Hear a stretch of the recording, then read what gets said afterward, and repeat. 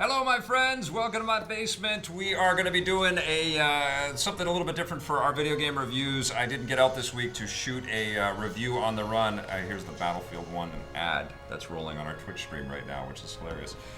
We're going to review Battlefield 1 for you. I'll give you my impressions on the game, and full disclosure, I have not leveled up to level 1000 or whatever you can get to in the multiplayer. I've played a chunk of it, got a good feel for the different kinds of maps and the modes. I may not be able to remember the exact name of every single thing, but I will do my best because, I certainly had a very, very fun time with this game. Battlefield 1 is, and Blake is going to play it. Come on in, Blake. Blake is going to play the game while I'm talking about it and show off some of the stuff. Now, obviously, a big deal with Battlefield 1 is their innovative campaign that they did for this game. They didn't just want to make a sort of stick with one character and watch him go through the horrors of World War I all alone. They bounce around to kind of showcase the totality of the effects of World War I and the different kinds of folks that were involved with this horrible war all over the world. And I thought that was an incredibly cool decision. You start off... you're part of a troop, as our lead character here on the title screen kind of represents. I think that's called the Hounds from Harlem, or the Hellhounds from Harlem, or something. Harlem Hellfighters, I think they're called. The Harlem Hellfighters, and you're off, basically in a suicide mission, and you're bouncing from different characters. And I thought that was cool to kind of show you the mechanics of the game and to sort of get you into the experience. But I thought that was an interesting commitment and an interesting kind of opening salvo, no pun intended, for this game to kind of introduce us to, and that's called the Storm of Steel. And it's basically a very, very short kind of prologue to just train you. And then you're bouncing around to different ones, and you're taking to the skies in the Friends in High Places campaign. You're in a tank in the Through Mud and Blood. You're basically running for your life in The Runner, getting shelled all over the place. You play an Australian older gentleman that has to try to survive tons of carnage all around him. Nothing is Written is all about the Bedouin sort of struggle against the Ottoman Empire in the deserts, and Lawrence of Arabia is famously a part of that campaign, that mini campaign. But my favorite actually was the two brothers in Italy that are facing off against, I guess, Austrian troops in the Alps. And I really, really thought this was fantastic. You're basically playing a tank. You're in a suit of armor, and you have to kind of trudge up a mountainside while people are shooting at you like crazy. And I thought one of the great things that they did with this game, there's lots of great little cut sequences all the way through. We're talking about the campaign here in Battlefield 1, but there's lots of great cut scenes that kind of take you in and give you a little backstory, introduce the characters, give you a sense of the humans that were involved. And I thought that was really elegantly handled with Battlefield 1. I like the art style in those cut sequences. I like the storytelling, the script writing, the voice acting, the sensitivity that was on display. And particularly in this one where you're kind of playing this, he's an older gentleman, either a father or a grandfather, and he's recounting the tale of, just the horrors that befell him and his brother. I don't want to spoil it too much. And he's talking to a little girl, and she's asking questions. And even as you're playing through the campaign and you're playing, these levels, you're actually hearing voiceover and some narration kind of guiding you and telling you what this character was facing and what kinds of sort of enemy onslaught they had to kind of survive to keep going, and all in the pursuit to reconnect these two brothers. And I thought that was really, really cool. I also liked that the mechanics of this mission are very different. Obviously, that's one of the cool things here, because Battlefield, as a franchise, as we all know, is very, very diverse in its offerings. So you've got, planes and tanks and jeeps and motorcycles and lots of different kinds of, weaponry to kind of pull from. All of this stuff is kind of it's not state of the art. It's sort of been de-resed back to World War One. And what was trippy about this particular mission, as you can see in this video here, is you're in a suit of armor. And I've never played a first-person shooter game where I look like a knight from King Arthur's Round Table. And you're basically, a walking tank. You're like a mini mech almost.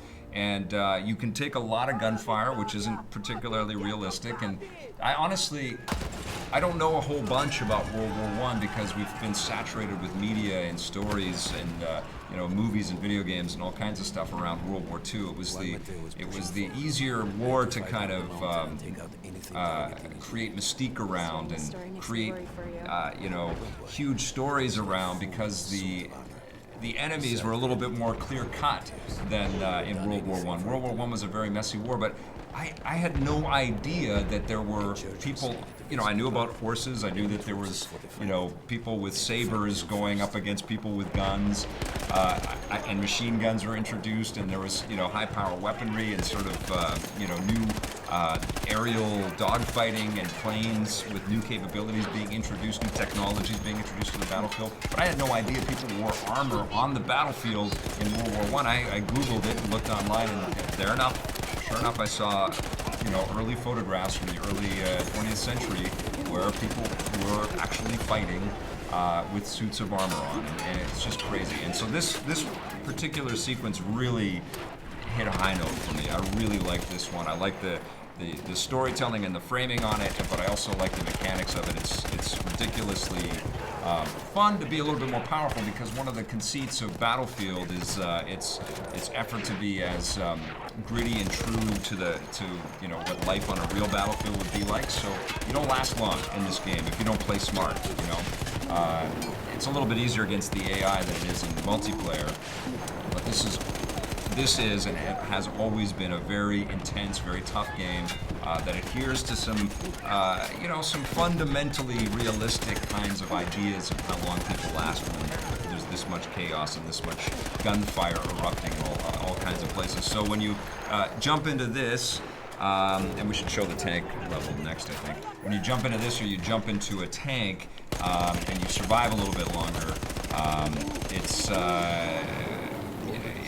it's a little thrilling and it's a little easier on your ego, I think, when you survive a bit. But I thought this was great. Now, one of the things that you recognize as Blake is blasting through all this stuff is the amount of destructible elements in our environment, and it's amazing. I mean, you see cover just being splintered into nothing, and there really is not a lot of safe. You can't really camp. You can't really hide behind a lot of stuff. That's true in single player and multiplayer. Your cover all over the place is being blasted to smithereens. You'll have, bombs being dropped on houses and you'll be inside of them. And some of these enemies are just absolutely relentless, especially if you're playing against higher, leveled opponents online as well. Incredibly talented people playing this game already in multiplayer. Let's show the tank level, and I think we should show the plane level as well. The tank level is probably one of the weaker ones narratively. It's kind of just generic and bland, and it's kind of sort of what you would expect out of any kind of tank campaign. Just the game audio. Oh, is the game too loud? Yes, please tell us. Yeah. Just a touch. Okay, yeah. All right, sorry. This is new territory for us, playing and trying to review this thing. Sorry for the clap. The tank is fun. It's reminiscent, and it's hard not to play Battlefield 1 and not think of Battlefront.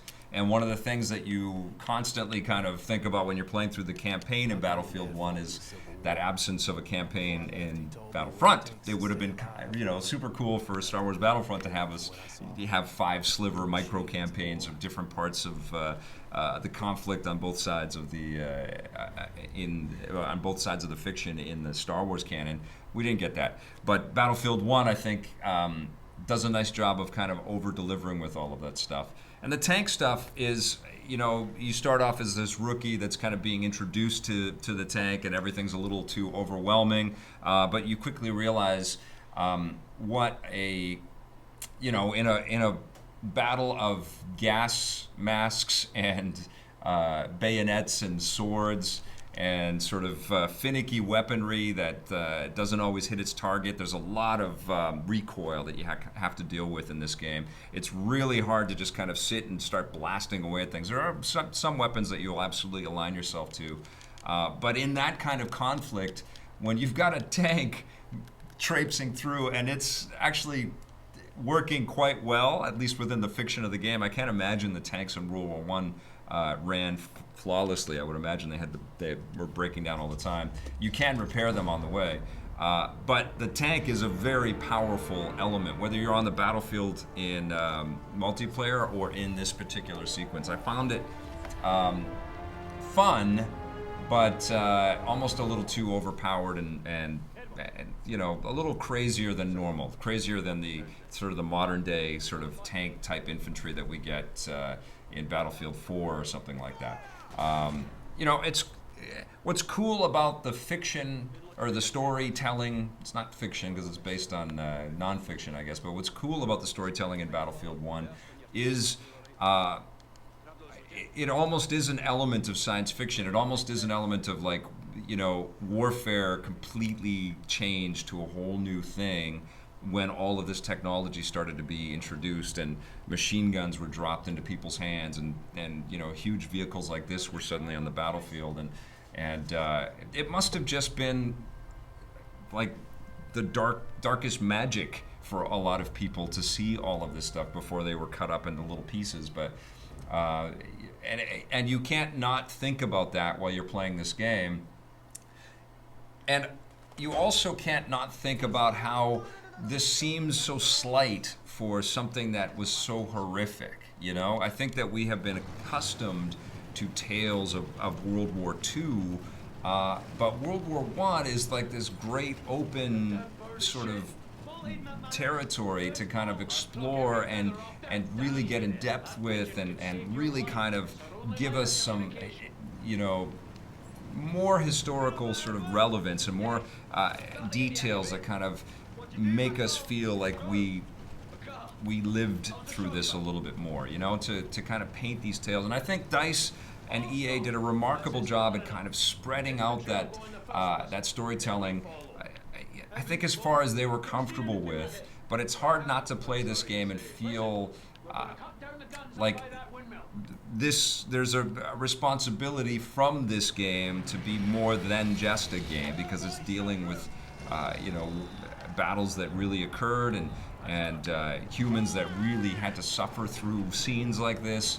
And as nice as it is to kind of touch on the fact that we had much to learn from this war and there hasn't been enough learned since this war, I think that we could have gone a little bit deeper. And I don't know if that's, you know, sort of the business sort of line of DICE and EA, if that's an interest to them at all. But it's hard to not, as a player that's played a million first-person shooters, not to think of that. And honestly, I spent a great deal of time playing through this campaign and through the game thinking of the early Call of Duty games when they were based in World War II. And I remember feeling incredibly profoundly sad and affected by the conflict that I was in World War II in the early Call of Duty games, because it was such a fantastic high point with its production value and its sort of visceral nature, and it also had a bit of historical relevancy and sort of storytelling of actual battles that occurred.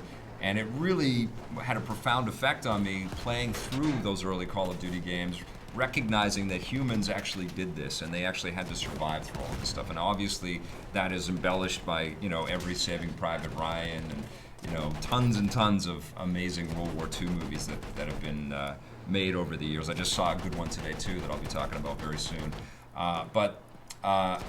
You know, I feel like there was territory that could have been mined a little bit more by DICE and EA, but I also feel they were probably nervous about getting too deep into the political quagmire of this war and of these experiences, and they did a fine job. They did a fine job giving us a taste of the madness, you know, that this war really was.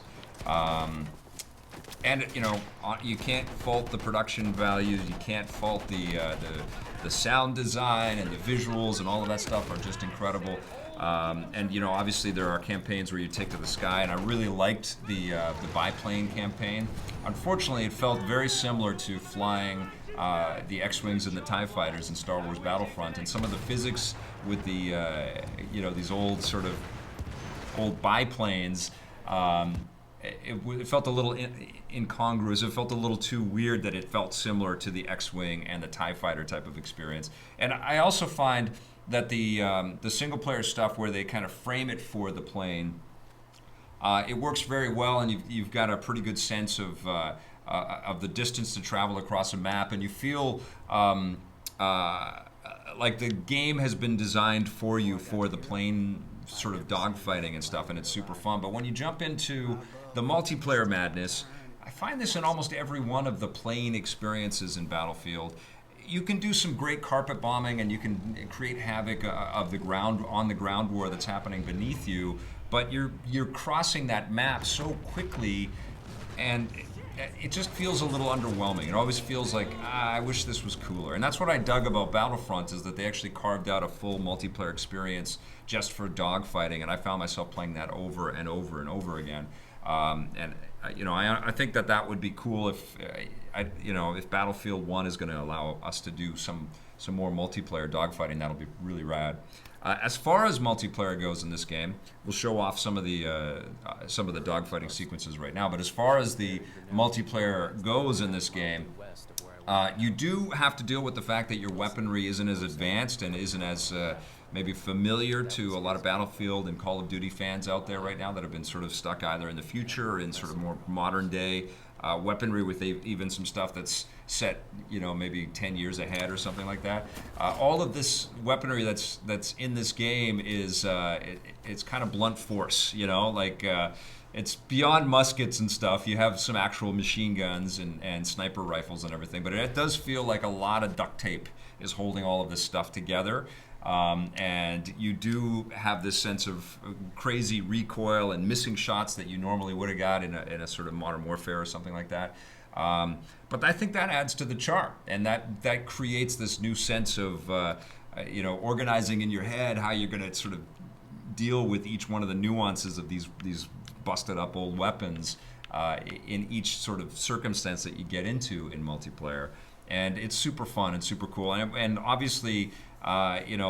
This Frostbite engine that the DICE team gets to keep working on just keeps getting better and better. And again, the vistas in this game, I certainly felt like there were many, many moments while I was playing through the campaign and through multiplayer where all of the promise and all of the hype that was contained within the trailers of Battlefield 1 is exemplified by the gameplay. And there are those moments of like, oh my God, I'm in this giant, high production World War I kind of Michael Bay style action movie, and it's crazy. Blimps burning and falling out of the sky, and just absolute chaos with buildings just being destroyed all around you, and even intense sniper battles that are across giant vistas, because that's also one of the great elements of the Battlefield games is how large these maps can be, and how much you have to stay organized with your teammates in order to get to objectives and knock everything out. Now, the Conquest mode, which has been sort of the standard Battlefield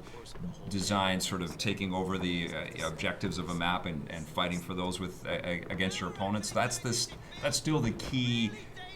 That feels very familiar. We've done that a lot, and it works, and it's super fun. They also have this operations mode, which keeps growing across greater distances across the map, but it's kind of a, it's almost like it's taping some of those Conquest kind of elements together and giving you this giant map. You join these games by sort of partnering up with squads, and obviously you can have, I think, up to 64 people in this game. It's huge. There's lots and lots of players all at the same time. But they divvy everything up by squads, and then you're attacking from basically all sides, trying to get to all of these objectives, and you're battling across the desert, you're battling across these beautifully ornate, rich European towns. Look at these visuals, just absolutely gorgeous.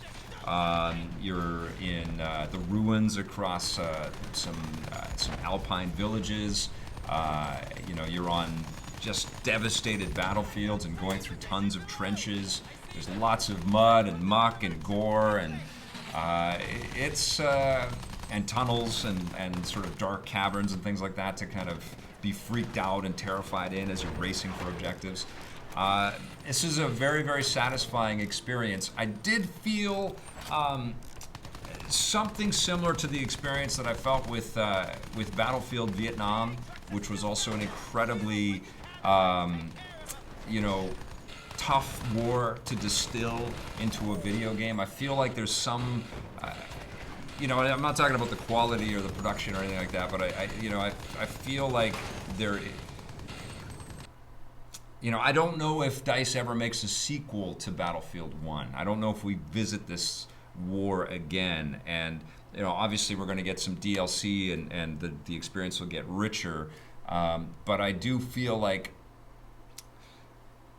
this is going to be a one and done kind of thing. And I almost feel like this game should have had an even bigger impact. And, it's hard for me to request that because obviously this has tons of production polish and there's tons of terrific game design in here, and if you're a Battlefield purist, you're going to like the switch ups. But I feel like we got a taste of something sublime and we just don't go quite far enough, and there's so much interesting material to mine here. And it'll be very interesting to see how the sales are for this game, particularly compared to the more modern Battlefield games.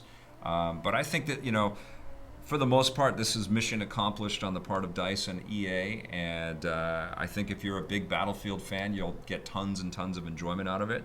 It's also a little bit challenging that there's so many great shooters out right now. We're going to actually stream Titanfall 2 after this for a little bit. Haven't finished that game or gotten super, super deep into it, but we'll play some together. But I think the fact that there are so many other shooters out right now, like from Doom and what's the Shadow Warrior 2, or what's it called? Shadow Warrior 2. Shadow Warrior 2, and Titanfall 2 and Doom. I mean, this is a big year for shooters. This is probably the best looking one. And it's really, really solid, but I don't know if it's my favorite one. I'm going to give Battlefield 1 an 8.5 out of 10. Cool. All right. I'll go pause the stream. Okay, so so that's my review, and it was many things to go over there, but stick around because we're going to come right back with a stream of Titanfall 2. Thanks for watching, everybody.